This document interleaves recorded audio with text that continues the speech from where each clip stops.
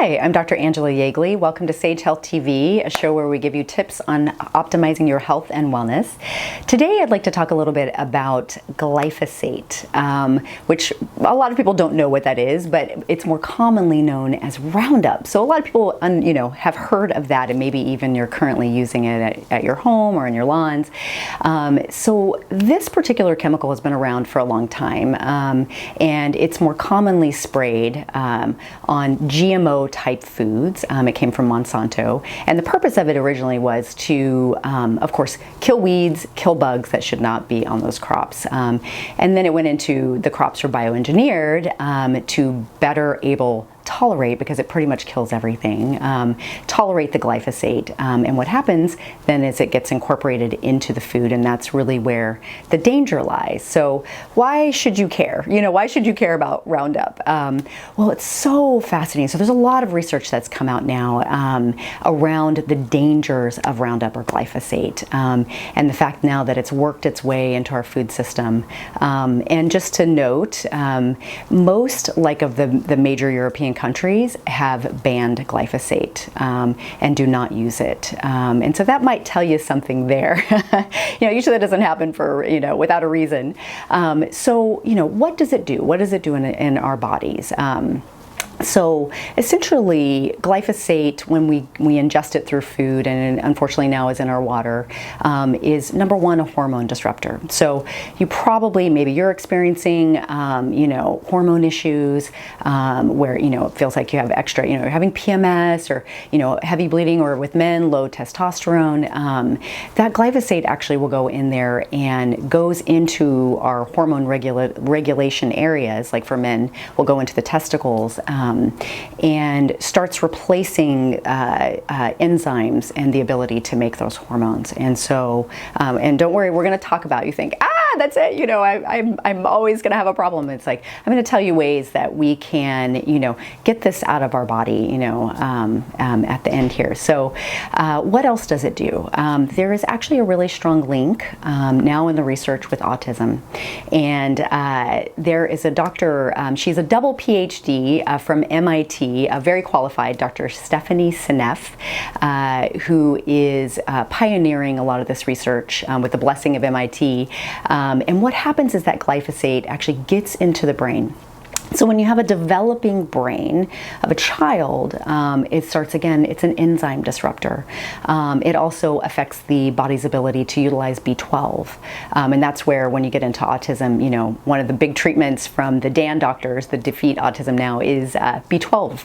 And there's a reason, they're thinking what she's seeing was an exponential rise in the presence of glyphosate in our foods and water, and that it links exactly with exponential rise of autism. So a little bit scary, but again, there are ways to protect our children. And then what else? Actually, it's been linked with a lot of different chronic illnesses, because it also disrupts protein metabolism.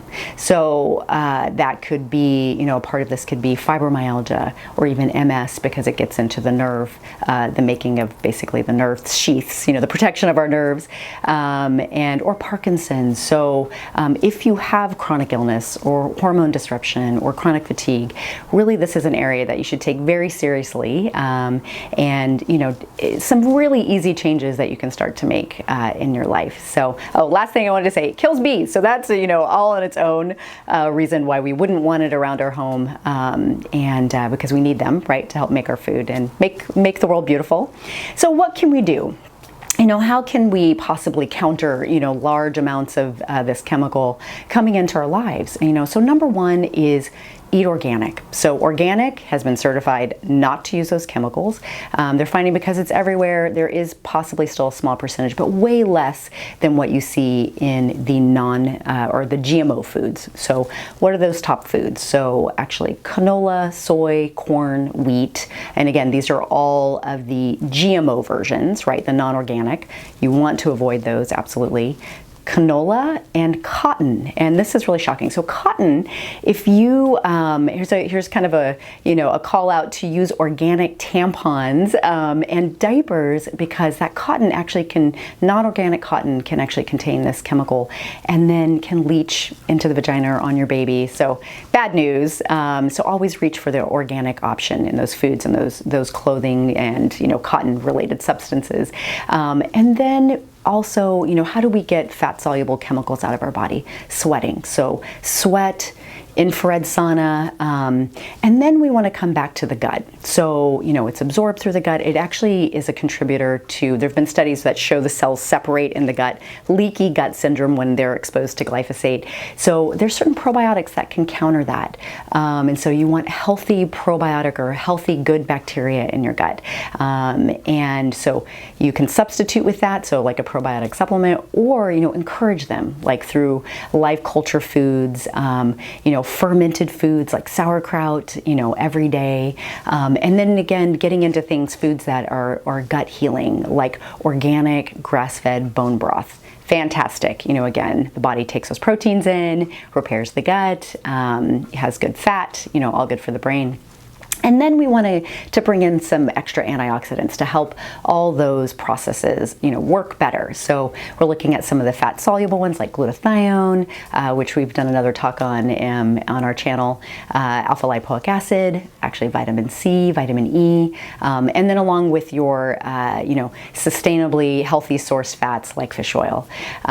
So any of those, just starting to bring these in actually can start shifting you and your children, into a healthy direction.